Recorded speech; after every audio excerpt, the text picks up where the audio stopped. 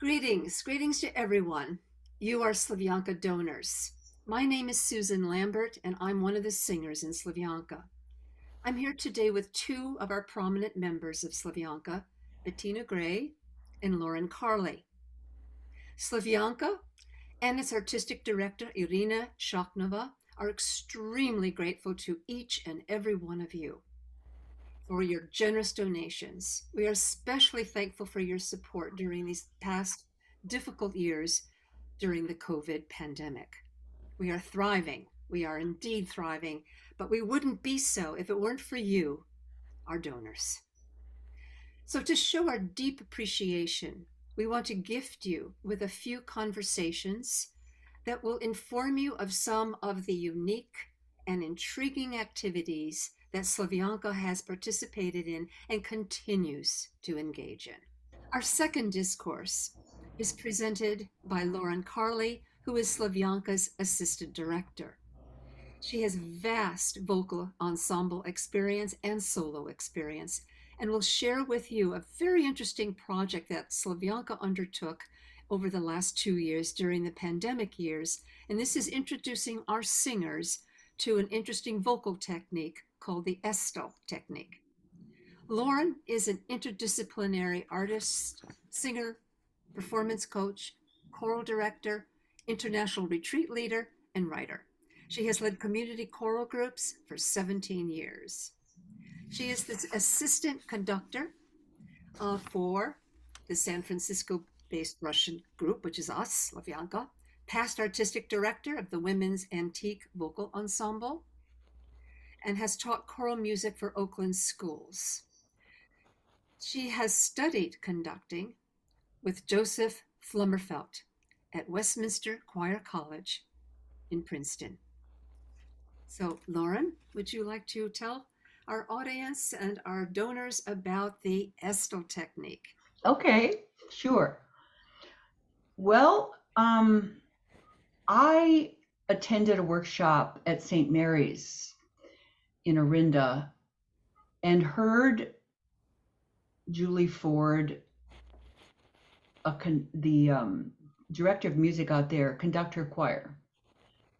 She didn't say anything. She only used small hand gestures.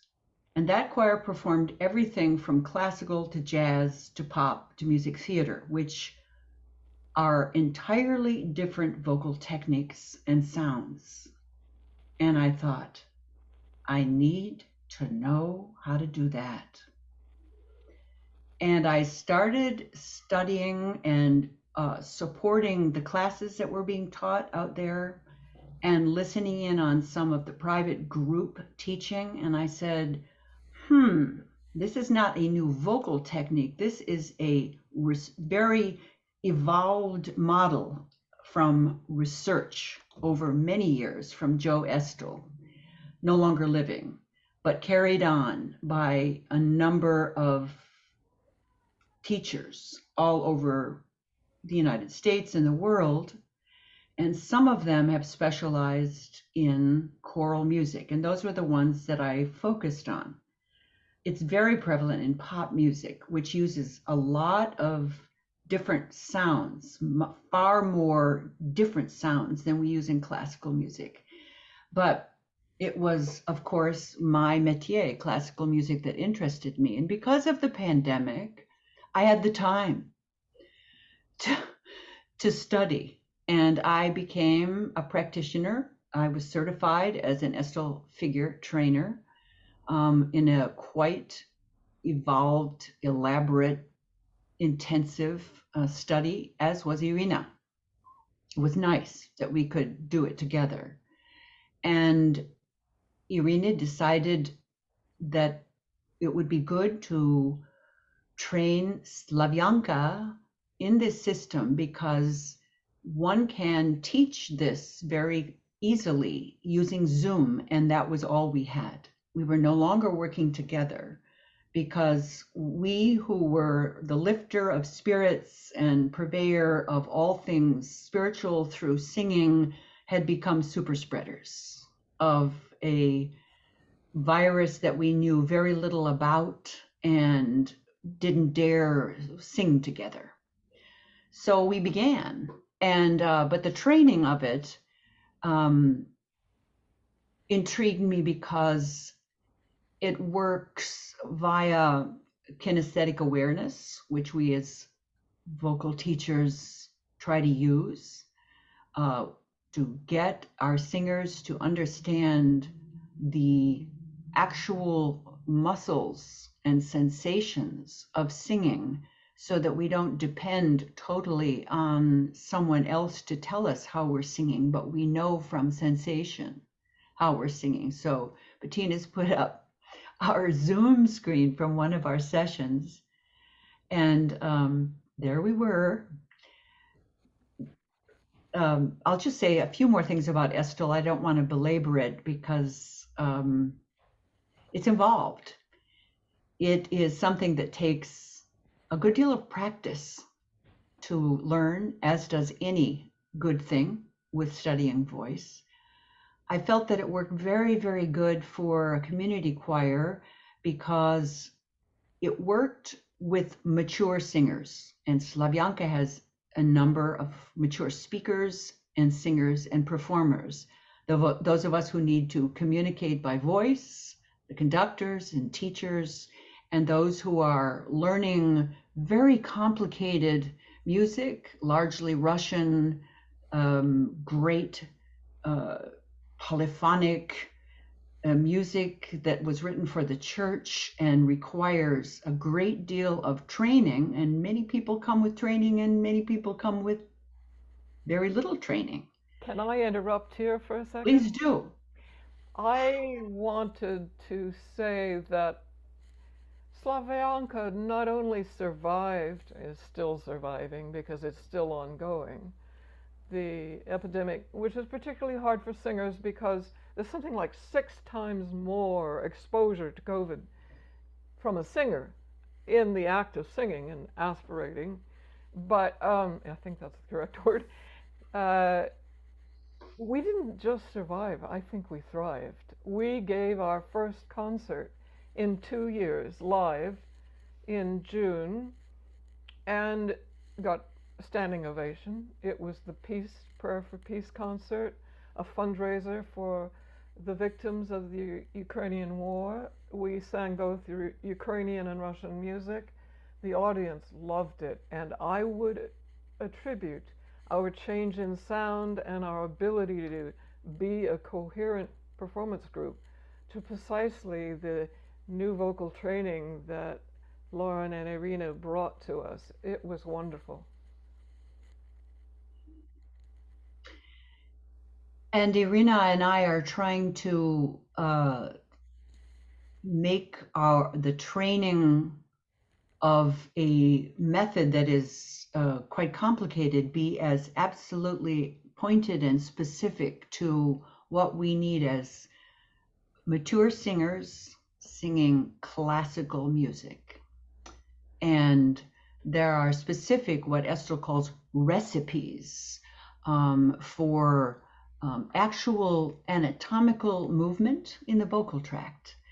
And we have been about that in a year of teaching on Zoom. And as we continue, as Bettina mentioned, in preparation for our last concert, and as we will continue to do as we prepare a premiere, an American premiere of the music of Shvedov, who was a contemporary of Kostalski, who we talked about in a previous discourse. This is a very exciting concert. Say a word or two more. It's coming up this next year. Coming up this next year, we hope it will be in April, and never before performed music in this country, not easily procured scores, sacred music composed during a time of revolution in Russia, when sacred music was something that could send you to composing it or performing it could get you sent places you didn't want to be sent. I won't go into it. Tough, you know. a tough thing. So it is absolutely gorgeous. I can't wait until we do it. You're going to be amazed to hear this music. And it's a huge step up for the chorus to approach this music, which incorporates the great themes of chant along with polyphonic music. Um, Irina will be able to tell you a lot more in specific about it. But I, as a teacher of Estel uh, and person who will be working with the choir to continue to be able to utilize the the best what we can do for long rehearsal sessions and very complicated music. I am really excited about this coming process. I want to add it was through Irina who brought this to us.